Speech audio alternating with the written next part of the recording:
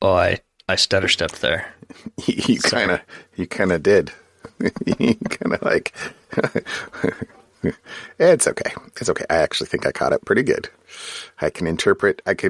How's it going, John? It's going well. How are you tonight? I am tired. It has been a long week. Yeah. Like we recorded Tuesday of last week. Uh-huh. Wednesday at 1:00 my time, hopped in a car with my middle daughter, packed it up with a lot of her stuff we moved her into her apartment in college. Yep. Which is a good 700, 800 miles away. So we hopped in the car. That is a long drive. Drove to Boise, stayed overnight, drove to Logan the next day. It's up in northern Utah. Uh-huh. Met her new roommates, dumped off a bunch of her stuff, drove to Grandma's house in Salt Lake. I did some more work in the mornings.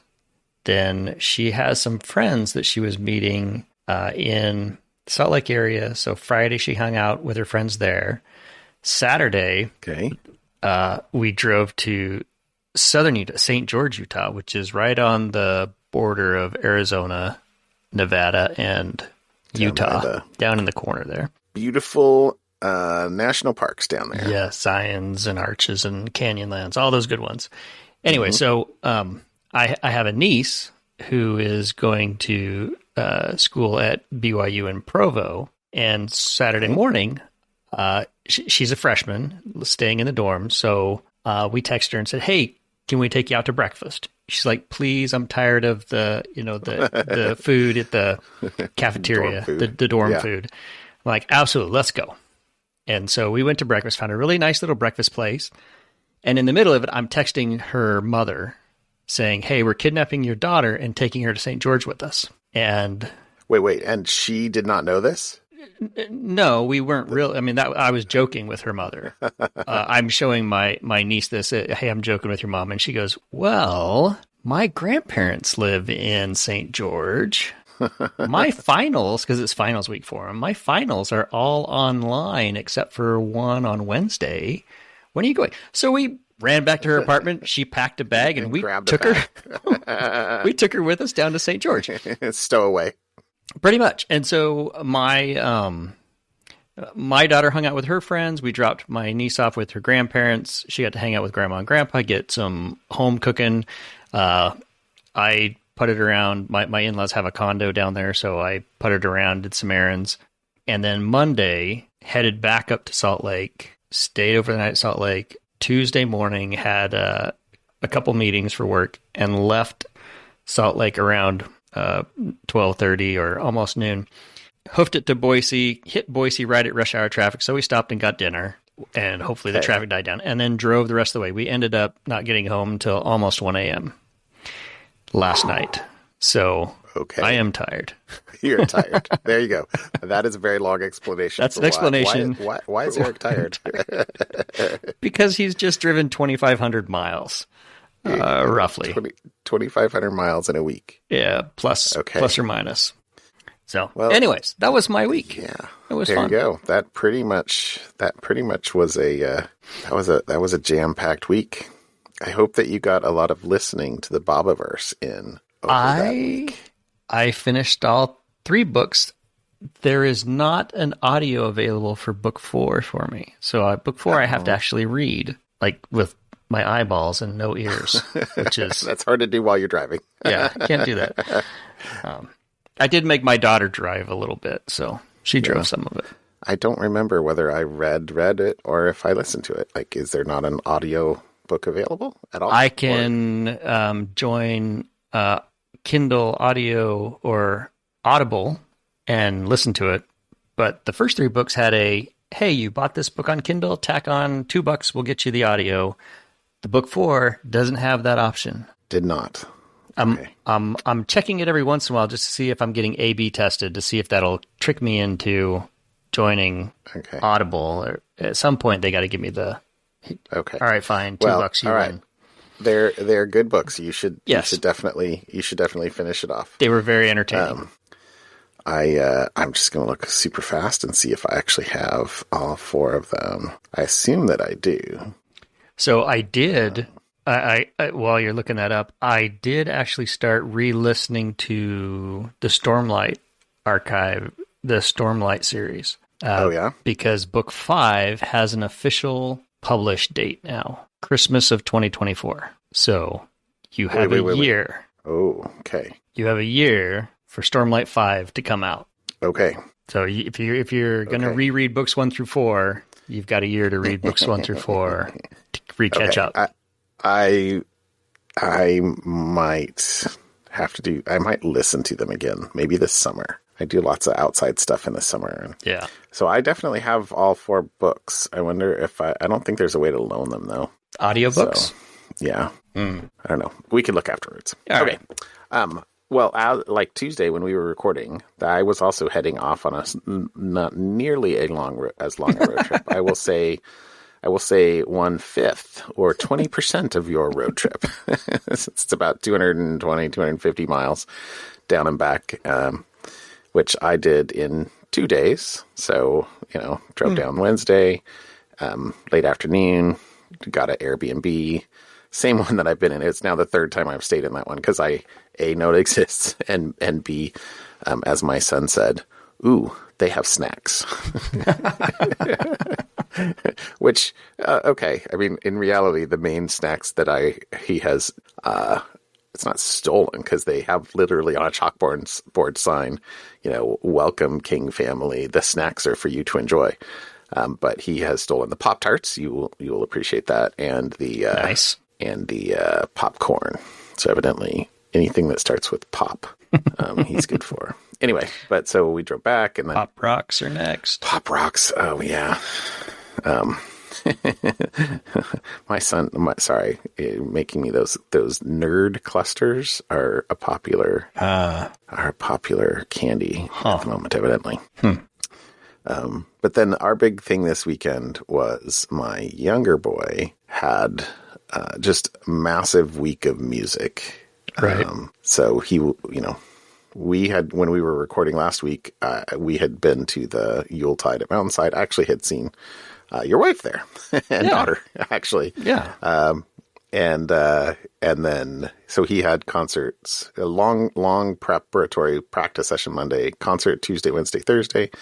And then he had I think it wound up being 5 hours on Friday, a long practice for the Aaron Myers Rock the Holiday concert that was done at the Reeser Performing Arts Center down in downtown Beaverton. Yeah. Gorgeous facility. It's a fantastic facility. My wife has sung there with her choir. Ah, yes. It was beautiful. But so they did a long practice on Friday, followed by a dry run Friday night, which my wife and I went and watched.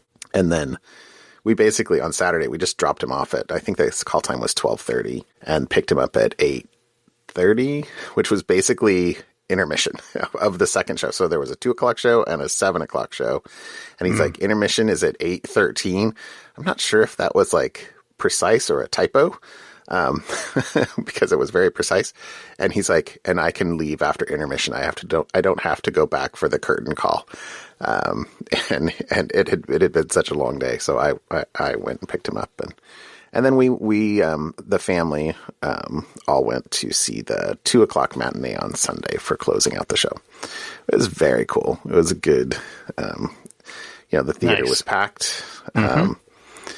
And I think it seems like it's mostly, I don't know if it's mostly a fundraiser for the Concert Rock Academy, which is, reminds me of the School of Rock movie.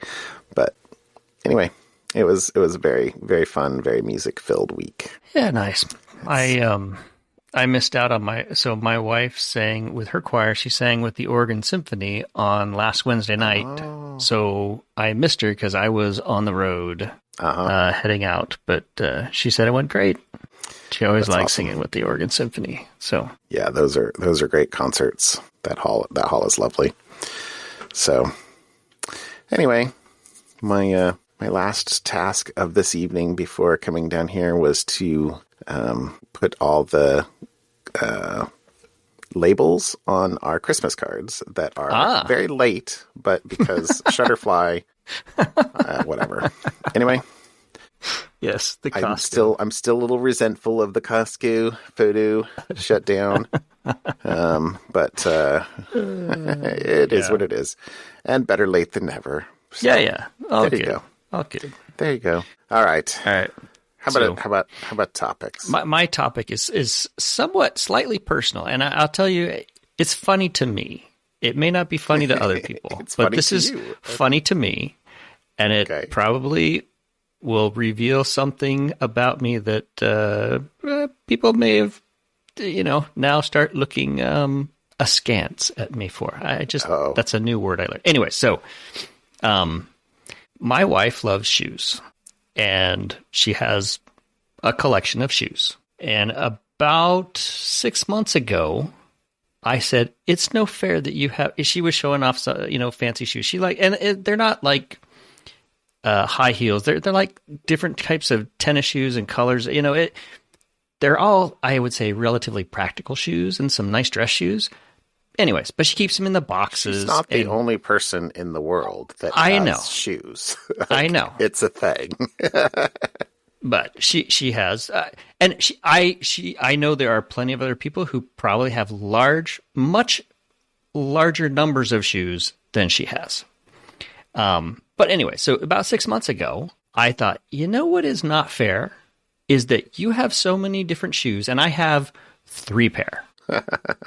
And so I went on a shoe buying spree. And I thought this would be fun to get different colors of shoes and different types of shoes. I have noticed that you have worn different, like purple shoes and other colors. So I got hooked on Vans because the Vans story from last week. Exactly. I'm old, and so I've got my Vans shoes, and I've got different colors. I have, as of right now, I have black with red, and it's like almost a sweater pattern on them. So it's Christmassy. So that's so. Anyways, and so I jokingly told her that she can't buy any more shoes until I catch up to her. And I am now. This is the thing. I am now up to 18 pairs of Vans. Are you kidding me? No. And congratulations. And I have ordered, because when you buy one pair, then you get these coupons they give you. I have not paid full price for any of these pairs of shoes yet. Because full price is like 60, 70, $80 for a pair of shoes. I think I'm averaging close to 35, 40. Anyways, so it doesn't matter. Doesn't matter. But I found you can have 42 pairs of shoes if you want. Like, I give you permission. And so my article, because I've got to the point where I've ordered custom Vans, where you can go online and pick the colors and what the aglets. I can use aglets in a sentence, and it makes sense. Oh, wow. The aglets and the laces and the top, the bottom. You can pick all the colors and the material. You pick it all yourself. It's a little bit more pricey, but it was during a holiday sale where it was 40% off, and I had a $20 gift card. I mean, so I'm getting these custom Vans for pretty cheap. Okay. They have not shown up yet. I read this article today. It came out on Wednesday that there was a digital break-in has disrupted VF Corp's operations and its ability to fulfill orders, according to the apparel and footwear giant. VF owns 12 major brands: The North Face, Vans, Dickies, Iceberg, but apparently a bunch of other ones. And they have told, this article was from the Register, that VF is experiencing certain operational disruptions. Certain operational disruptions. So apparently there was VF detected the IT system intrusion on December 13th, and then they had to file an SEC filing because of this new within laws. 4 days. Yeah. So they filed their 8K, and they go on to say, at this time, consumers are also able to place orders on most of the brand e-commerce sites globally. However, the company's ability to fulfill orders is currently impacted. Oof. So, while the VF spokesperson nor the Form 8K specifically called the cybersecurity incident ransomware, the spokesperson declined to answer that specific question. It sounds like a ransomware infection with extortion on top. So that's what the article is kind of guessing at. So why this affects me is I had ordered those custom vans a couple weeks ago, right before, I think before the 13th, but it was right around that date when I ordered them, and I got an email saying they'll be ready on this date. I have not got any follow-up emails. The date has passed. When they'll be delivered. They were supposed to be in time for Christmas, and now I don't know if they're going to show up. So, and as of the 18th of December... Santa's not going to bring you vans. I might not get my fancy deep purple vans. Is that what you chose?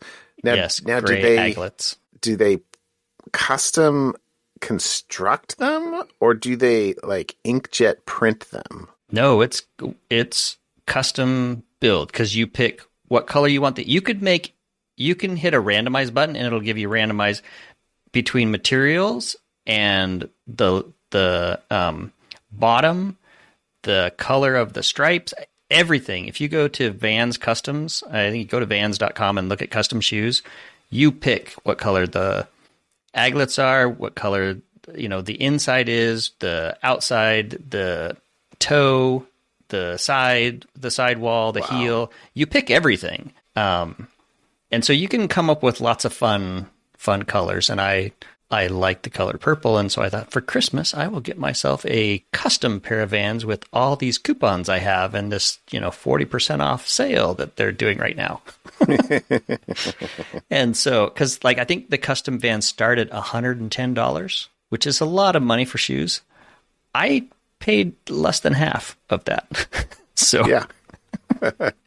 It'll be fun. Anyway, so I am waiting to see what happens. You are impacted to my by the custom Vans. Yes. Yeah. So there you go. There's my article. Being impacted by an event that occurred that's has no issues with taking orders, but has a problem with fulfilling orders. So we can take your money. What's the name of the company? VF Corp. VF Corp. I guess it's like a umbrella company that owns a bunch of different brands. So, anyways, there you go. That's my article for this week: is the saga of Eric's new shoes and why he's buying custom shoes. Okay. So now you're going to make me notice the shoes that you're wearing on a more regular basis when we go out to lunch. There you go.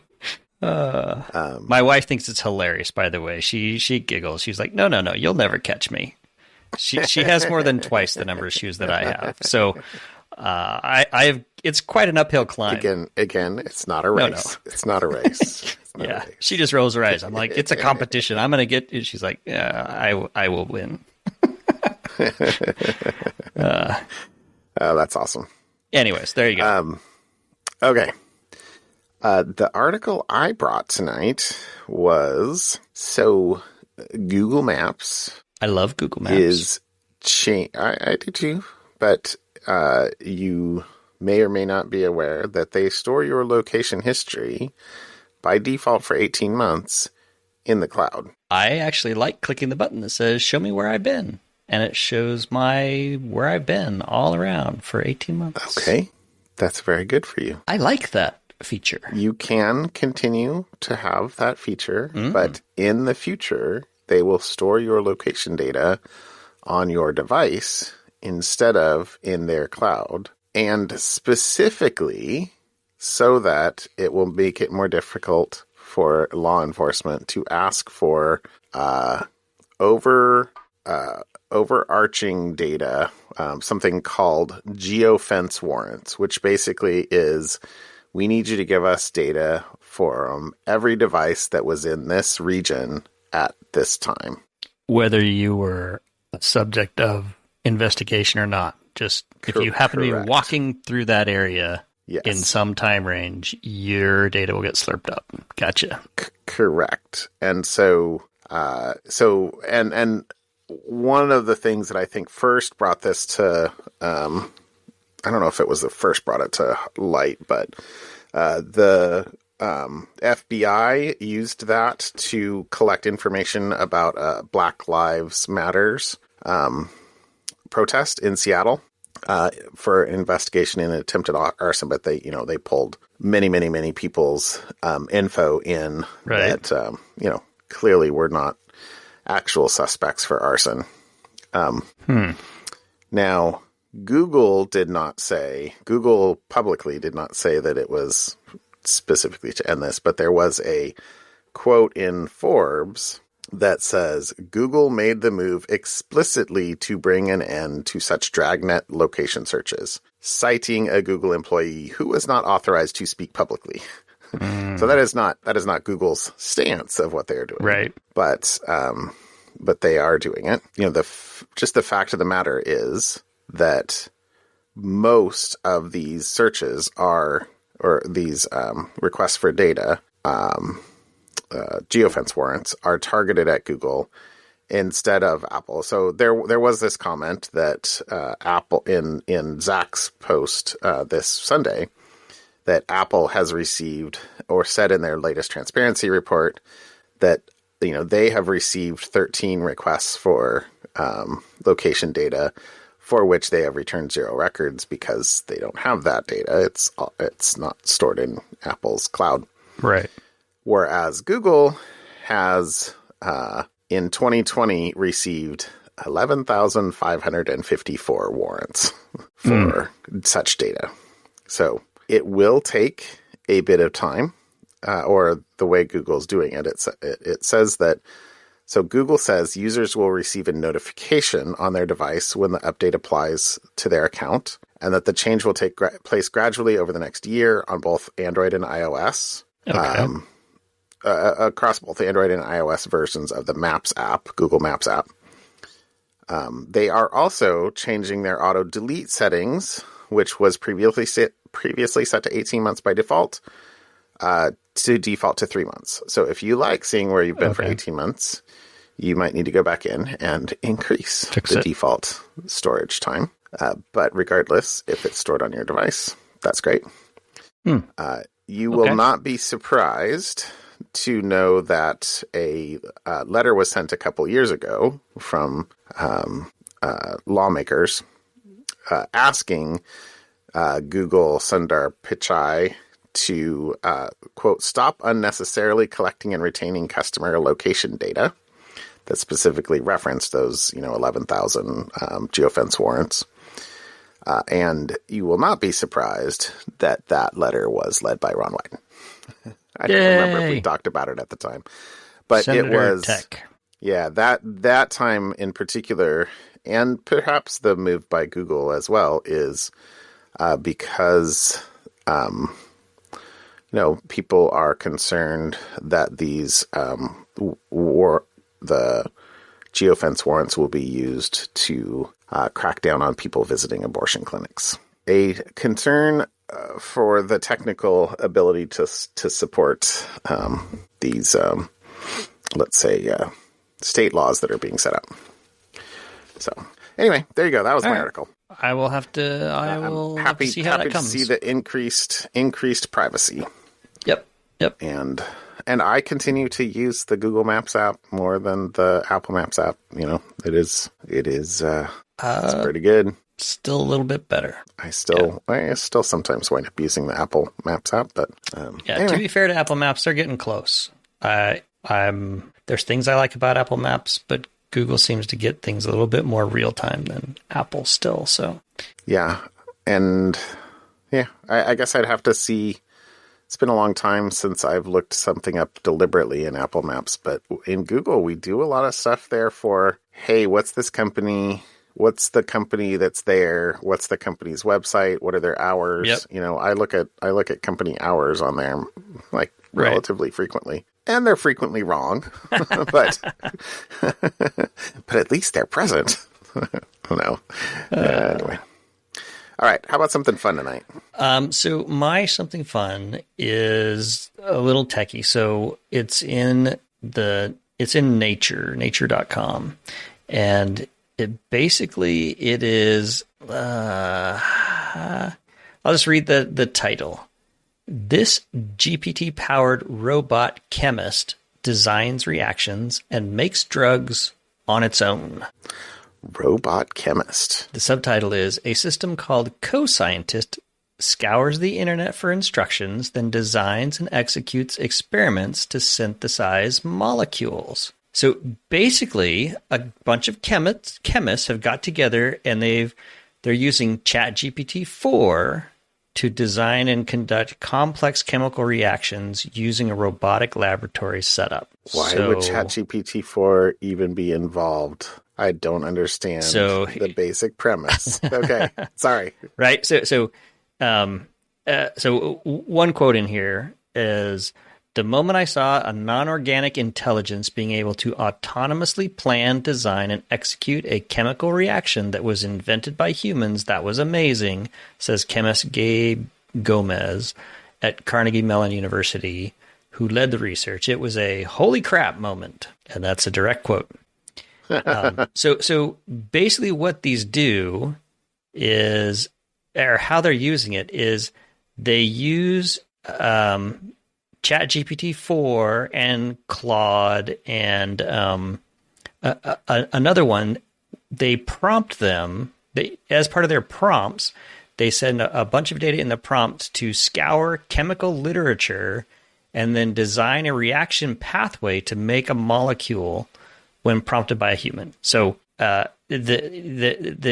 article says, the LLM reads through the instruction manuals on the internet and decides on the best kit and reagents in its arsenal to make the molecule in real life. So I guess for their test, the team prompted the system to plan and synthesize for several known molecules, including painkillers such as paracetamol and aspirin, and organic molecules, nitroaniline and phenol.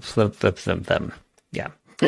Anyways, so lots of P and PhDs in yes. There. Yeah. So anyways, they're working on these LLM-driven chemistry robots. One called ChemCrow. Anyways, so the article doesn't really give a lot of details of how they built it, but they are talking about, hey, how we're using the APIs, feeding it data, and asking it to then do things based on all the data that we fed it. And it seems to work. So there you go. Interesting. AI robot chemists designing drugs. I think I'll read the final quote. Earl Grey, hot. It says, co-scientists, which is the one that they've done, can do most of the things that a really well-trained chemist can do, and I think about that a lot, says Gomes. His team hasn't made the full code behind the invention freely available, and Gomes says that it is important to think carefully about how and where such technologies such as co-scientist and ChemCrow are used, because some applications are likely dangerous. The final quote in the article is, I am not interested in the idea of replacing people and their livelihoods and their spark and their innovation and their drive. So we don't have the code. It's just kind of a high level, but I am sure this is only the beginning of specific, I don't want to call it niche, but specific applications of these big, large language models that nobody would thought of might work. What happens when you've basically ingested a significant fraction of the printed knowledge of humanity and can recall it at will? And okay, manipulate and adjust it. Anyways, there you go. That's my something fun. Okay, AI-powered chemists. I gotta go read that. I could totally imagine some quote dangerous ideas. Yeah. Yeah. There's probably some TV shows about garage chemists. One or two. Okay. Well, my something fun is completely orthogonal to that. And I'm trying to remember if I've ever done one of these before. But this is another newsletter that I subscribe to that is like very sporadic. Okay. It's not a regular one. It's called Bits About Money. Okay. And I think the guy behind this I think he worked for Stripe. I don't know his background, so whatever. Anyway, I just really enjoy reading what he writes. They're long form posts, mostly very, very, very long form. But they go deep into sort of the history sometimes of money. So I might have posted something now that I'm thinking about it, maybe at the time of the Silicon Valley Bank crash, because he did a great write-up of that. I don't remember. Anyway, I'll look through our RSS feed. But the article that he posted last week was about checks. And it's called The Long Shadow of Checks. Like those pieces of paper that you always got the date wrong as the new year rolled over? The pieces of paper that you no longer write, generally. I haven't written one in 10 years. Well, it doesn't matter because you've probably used 4 or 5 of them this week. I probably have, because I send those from, the bank has whatever checks they'll send for me. So technically, I guess I am using them. I just don't have a checkbook. Well, you're going to tell me where else I'm using checks that I am unaware of. Yeah. So, all right. So you should really go read this article, because I'm not even going to touch like a fraction of what's in this. But so his assertion: checks are the oldest form of widely deployed non-cash payment instruments. So okay, because they've been around since in their current form. The standardization of checks happened in the 1800s, late 1800s, called the Uniform Commercial Code. Okay. And the quote is, "It was an early and extremely successful implementation of model language for statutes. Each of the several United States was convinced to change the state local law to match a change being made effectively simultaneously in every other state without an explicit federal coordination mechanism." Okay. So, but that all states basically decided at the same time, because of collaboration, that it was in everybody's best interest that checks be standardized. And that's the thing that he said was the most important thing in UCC, was that it standardized checks. It was, quite going from the day when you just wrote, something on paper that you handed to your banker to pay somebody else something, the standardization. It says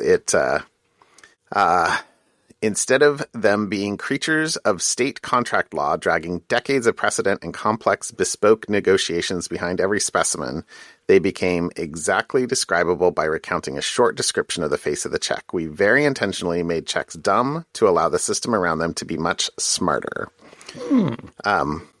And one of the things that grew up in order to support the exchange of money via checks was centralized clearinghouses. Why? Because before that, all the banks would have to send a courier to the other banks that they had checks from. And the centralized clearinghouse was where they all sent their checks to the centralized clearinghouse and then basically netted out what they had to go to. So it's a N times M problem instead, turns it into a O of N instead of a O of N times, or N squared, I guess it would be. Right. So it says New York's first was in the 1850s. London had already pioneered the mechanism a century earlier. Instead of your bank sending the check to the originating bank to clear it, it would send it to the central clearinghouse. Each bank thus only needed one messenger a day, not thousands. And thus we come to an important fact behind the U.S. payments ecosystem. every way of moving money between banks was designed in relation to the capabilities necessary to facilitate the nationwide clearing of paper checks. And every transaction that you do between your bank at the moment is probably going through an ACH transaction or the automated clearinghouse. And because, and he goes on further into this, and I didn't pull it out, but he's like, there is a faster and better way of moving money between institutions today, but there is no, there was a law that was passed in, what year? Oh, years it was like early 2000s, I think, called Check 21, that basically said, it's 2003. And it was basically a law that said an image of a check is the same as the physical manifestation of a check. Because before that, they had to send in the actual physical checks. And there was a law that was passed in 2003 that said an image of a check is the same thing as the physical check, which is why you can do remote deposits. Because I just take a picture of the check that I get, a picture of the check and deposit it. And it literally, that is the case because all banks have been forced by the law to say that an image of the check is the same. There is a system for bank-to-bank transactions at the moment called FedNow, but since it's not mandated, it's opt-in. And imagine if whether you could do a check, a remote check deposit depended on the originating bank. Like, you can do that so long as, it's a check from Bank of America, but not if it's a check from Citibank. That's sort of the experience of the opt-in instantaneous payment transfer between banks at the moment. Like, it would work between some and not others. And so at the moment, everything sort of devolves to ACH. But at some point, we will get out of the 18th century and probably mandate something like the FedNow. But anyway, there's a lot more data in here. Yeah. I love sort of this. There's sort of a historical, sort of peek behind the curtain, you can see the green characters moving down in the world that you live in and what's sort of behind. And I really appreciate this letter. And he doesn't send it out very often. But every time he does, it's a great read. I will have to read through this one. Bits about money. Looks good. Bits about money. It looks like he has a nice sense of humor too. Oh yeah. Just reading through some of this is like, okay, this, talking about checks could be a very dry subject, but it looks funny. Oh, totally. No, you will totally enjoy them. I promise. All right. I'll have to check this out. Thanks, John. Well, I would like to say happy holidays. Merry Christmas to you. Yeah, Merry Christmas. I hope you have a great weekend with the family. And yeah. I'll talk to you next week. All right, John. We'll see you. Bye. Bye.